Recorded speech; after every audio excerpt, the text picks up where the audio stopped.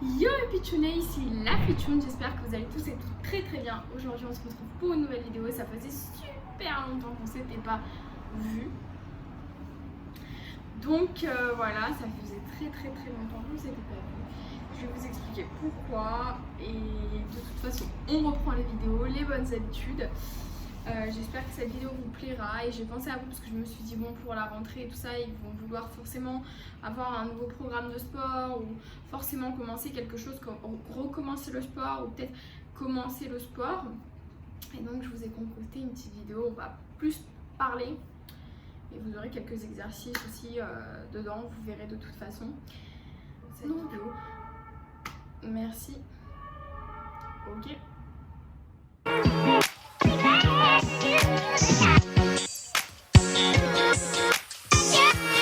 Donc pour cette vidéo, on va voir comment créer son propre programme de sport.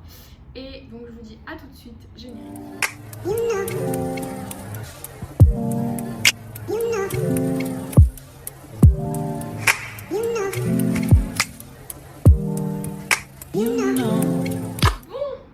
donc mes pitchounets,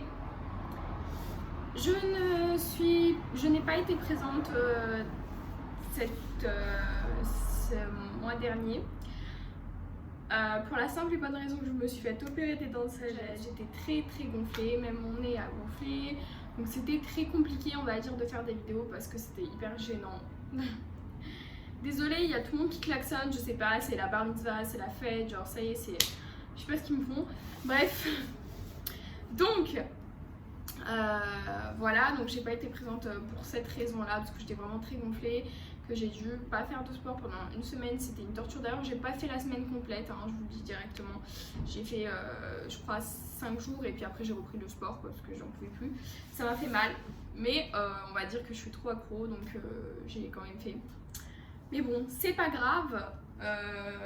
Enfin bref, du coup voilà, on se retrouve aujourd'hui, on reprend les bonnes habitudes. Je vais reprendre les vidéos. D'ailleurs, je pense que je voulais changer un petit peu le... Je sais pas encore comment je vais monter cette vidéo, mais je voulais changer un petit peu la façon de monter ma vidéo. Enfin bref, aujourd'hui on se retrouve avec mon petit carnet qui n'est plus Je peux pas, j'ai licorne, mais le temps passe trop vite, sauf quand on bosse. Voilà, passe la voiture, ouais, super. Le temps passe. Oh là là, on vous voit, coucou. Faites coucou, voilà. On voit même mon petit basilic que je kiffe. Donc voilà, et aujourd'hui on va parler. Donc je vais vous proposer. En fait, vu que je sais que c'est bientôt la rentrée, tout ça, qu'on va vouloir commencer de nouvelles choses, on va changer sa routine, recommencer une nouvelle routine. Du coup, je me suis dit qu'on allait faire une vidéo. J'allais faire une vidéo où je vais vous proposer comment faire son propre programme de sport. Qu'on peut faire tout seul, donc pas forcément, qu'on peut se créer tout seul, donc pas forcément avec le besoin qu'il y ait une personne qui nous fasse. Donc voilà, j'ai mis mon nouveau t-shirt Nike exprès pour vous, petit cœur sur vous, en 3 étapes, donc ça va se faire en 3 étapes. Je vous conseille de prendre votre petit thé parce que ça va être long, d'avoir un petit carnet de notes et voilà. Donc voilà, on va commencer tout de suite donc pour la vidéo comment faire son propre programme de sport en 5 minutes. Donc en premier et avant toute chose, avant même de commencer, il faut prendre en compte 3 détails lorsque l'on fait un programme sportif. En premier, il y a l'entraînement.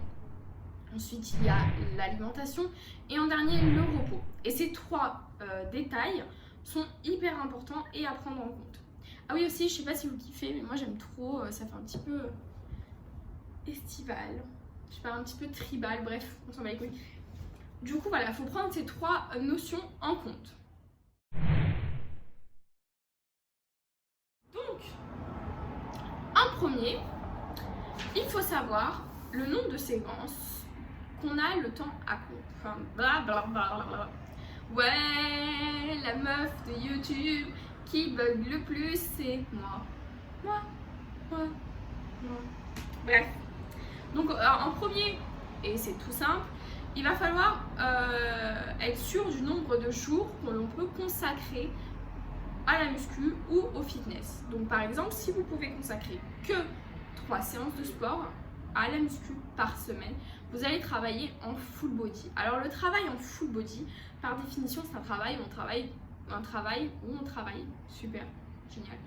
Un travail où l'on va muscler tous les muscles du corps en une séance. Si vous pouvez consacrer 4 séances à la musculation au fitness, vous allez travailler en half body. Cette fois-ci, vous allez travailler une fois avec le bas du corps, une fois vous allez travailler le bas du corps, une fois vous allez travailler le haut du corps, et etc. Jusqu'aux 4 séances. Genre lundi, vous travaillez le bas du corps, mardi, le haut du corps, jeudi, le bas du corps, vendredi, le haut du corps, enfin bref, voilà. Et si vous avez au moins 5 séances ou plus à consacrer au fitness ou à la musculation, vous allez travailler en split body. Là, cette fois-ci, à chaque séance, vous allez travailler un muscle tout seul en particulier. Donc, vous allez travailler plus en isolation. Okay. On continue. Donc, la plupart du temps, le full body, ça va être pour les débutants. Ils vont travailler... Putain, je vais péter un plomb. Ils vont travailler tout le corps en une séance. Voilà, passe avec ton scooter. C'est ça d'habiter en ville, hein. Voilà, c'est génial. Enfin bref, et le split body va être pour les experts. Au moins 7 séances dans la semaine, ou 5-6 séances, enfin on va pouvoir consacrer au moins 5 séances au sport, donc ce sera vraiment, le split body sera vraiment pour les experts. Et c'est surtout une chose que l'on va tenir dans le temps, plus si on a de l'expérience en fait. Si ça fait longtemps qu'on est dans le sport et que c'est devenu quand même une passion où on peut plus se passer, quoi. Alors, ensuite, les exos par séance. Donc si vous travaillez en full body, vous allez devoir faire un exercice par muscle lors de votre séance, sachant que vous allez travailler tout le corps. Voilà, ça va aller très vite, ça va être très long. En half body, vous allez devoir faire au moins 2 ou 3 exercices par muscle, sachant que vous allez travailler donc le haut du corps ou le bas du corps, et qu'il y a plusieurs muscles dans le bas du corps et plusieurs muscles dans le haut du corps. D'accord, j'ai fait bas du corps, haut du corps, ok, voilà, super. Et pour le split body, vous allez travailler au moins 4 ou 5 exercices par muscle du corps, sachant que vous allez travailler pour une séance sur un muscle pour une séance. Voilà. Et il ne faut pas oublier qu'il faut bien exécuter les mouvements, s'il vous plaît, pour éviter de se faire mal. Là, je vais vous donner quelques exemples quelques exemples d'exercices pour chaque partie du corps, chaque muscle du corps. Donc par exemple pour les pecs, vous avez le développé incliné haltère, développé couché haltère, développé couché barre, développé couché, développé incliné barre, enfin bref voilà, je vous mettrai des petites photos. Ensuite pour le dos, vous avez le rowing, on va dire sans accent parce que de toute façon mon accent est pété. Ouais, you know who I am. J'espère que je ne me suis pas trompée. De toute façon, sinon vous m'écrivez en commentaire, je vous connais. Donc sinon, le dos, il y a le rowing supination, rowing pronation. En fait, les supinations, pronation, c'est toujours la position des mains. Donc supination comme ça, pronation comme ça. Ensuite, pour les bibis, là, ceux qui sont pas trop tracés chez moi. En fait, j'ai juste des gros bras. C'est moche, bref. Il y a le curl bar, le curl prise marteau, le curl poulie, enfin bref, il y en a beaucoup. Pour les tri-tri, oups, pour les tri-tri là, vous savez, le petit, ça là, ça joli, vous voyez. Ah. Enfin bref, je suis en train de penser sur blablabla. Wouh, dur, bref. Le dips lesté par exemple, les développés couchés prise serrée, tirage poulie, tu te mets comme ça, tu tires, je me suis épilée. Je sais pas, vous verrez à la caméra, surprise motherfucker.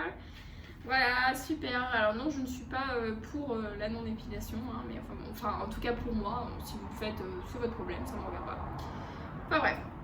Ensuite pour les ischios, il y a le leg curl, enfin les ischios il y a quand même beaucoup de choses, soulevé terre, fente, presse. Pour les quads, tout ce qui est là, extension, squat, presse, fente. Pour les fessiers, bon bah squat, presse, fente, tout ce qui est vraiment pour les fessiers, il y a beaucoup d'exercices. Mollets, il y a les extensions mollets, surtout les mollets, il y a très peu d'exercices, mais je sais pas combien de bâillements on est, enfin bon bref. Je sais pas pourquoi à chaque fois que je fais des vidéos je baille. Est-ce que je m'ennuierais dans mes propres vidéos? Putain. Ensuite on va passer au nombre de répétitions et au temps de repos. Le temps de repos, moi je vous conseille entre 1 minute et 2 minutes et demie. Alors il faut savoir que 1 minute, plus tu vas raccourcir le temps de repos, plus ce sera intensif, plus tu vas l'allonger, moins ce sera intensif et plus tu travailleras en endurance. Donc voilà. Ensuite le nombre de répétitions. En fait ça c'est un petit peu faussé. Si vous voulez, en réalité c'est pas vraiment ça. C'est pas vraiment comme ça que ça marche. Mais bon, on va dire que c'est pour donner une limitation en fait. C'est pour, si vous voulez, essayer un minimum de structurer les choses. Mais en réalité c'est pas du tout ça, hein. C'est un petit peu un mythe, mais on va dire que ça peut vous aider pour structurer les choses si vous êtes débutant en tout cas dans ce sport, et ça peut vous aider. Donc moins de 6 répétitions, vous allez être dans un moins de 6 répétitions par exercice, vous allez être dans un entraînement de force. Entre 7 et 11, vous allez être dans un entraînement de prise de muscle, enfin grossir le muscle, et plus de 12 répétitions, vous allez être dans un entraînement d'endurance, donc vous allez plus affiner votre muscle, puisque vous pourrez porter moins lourd. Oui, on applaudit, j'ai réussi à dire une phrase. Je suis sûre que je peux foutre des claques avec moi. Mais comment ça se fait? Les gars, je fais du sport, je mange sainement. I don't understand. Sorry, but it's not cool. Oh my god. Pourtant quand je fais comme ça, tu vois, je sens qu'il y a des trucs, quoi. Tu vois, quand je fais comme ça, tu sens qu'il y a du muscle, quoi. Tu te dis, waouh, quand même, la meuf elle est musclée, tout ça, on dirait un bonhomme et tout, mais j'ai mort. Enfin bref. Donc voilà, parce que moi ce que je fais quand je fais les jambes, je vous le dis, ça m'aide beaucoup. Je commence par, pour l'échauffement, 2 séries de 15 répétitions avec des poids légers. Comme ça, je travaille les fibres musculaires de type différentes. Enfin, parce qu'il y a, je vous rappelle, si vous voulez voir dans les fessiers, la vidéo des fessiers, il y a différents types de fibres musculaires, type A et type B. Et elles sont sollicitées en première quand tu fais une série longue ou une série courte. Donc voilà, pour solliciter les deux en même temps, ça marche très bien, je vous le dis, je vous le conseille. Donc au début de votre séance, faites 2 séries à poids léger de 15 répétitions, et puis après vous faites 3 séries avec des poids lourds, 3-4 séries avec les poids lourds, avec des exercices de 7 à 11 répétitions. On passe à l'alimentation et ça fait déjà 14 minutes que je filme. Donc c'est très simple, pour prendre du muscle, vous allez manger plus. Pour perdre du gras, vous allez dépenser plus que ce que vous mangez. Alors, il faut savoir qu'il faut consommer 2 grammes de protéines par poids du corps quand vous faites de la muscu. Sinon, ça peut varier entre 1,5 et 2 en fonction de si vous êtes une femme ou pas. Pour les lipides, il faut consommer entre 0,8 g et 1 g par poids du corps. Pour les glucides, c'est à compléter pour atteindre le total calories souhaité.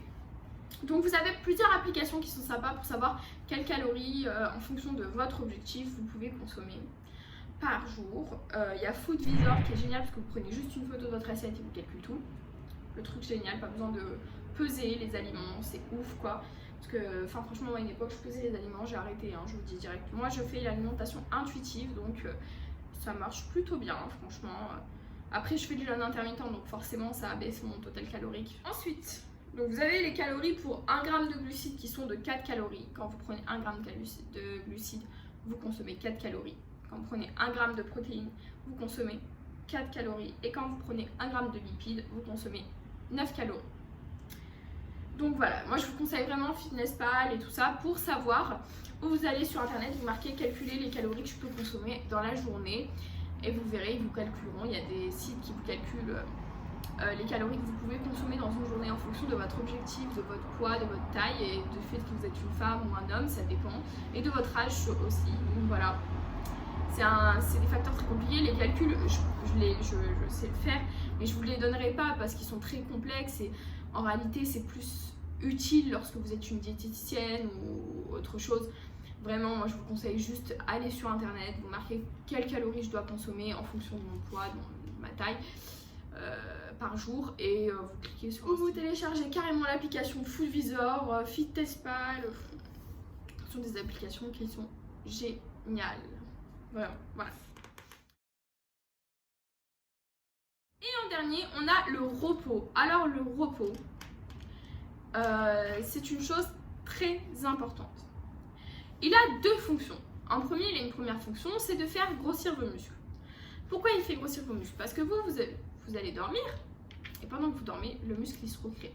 Il reprend de l'énergie et il poursuit sa création. Donc voilà, il va se casser, enfin bref, se casser c'est un petit peu imagé, hein, parce qu'en réalité c'est pas vraiment ça, mais enfin vous avez compris, je vais pas vous faire un cours scientifique, ce sera un petit peu plus compliqué, vous quitterez la vidéo, c'est une certitude. Là, je suis même pas sûre qu'il y ait une dizaine de mes abonnés qui soient restés.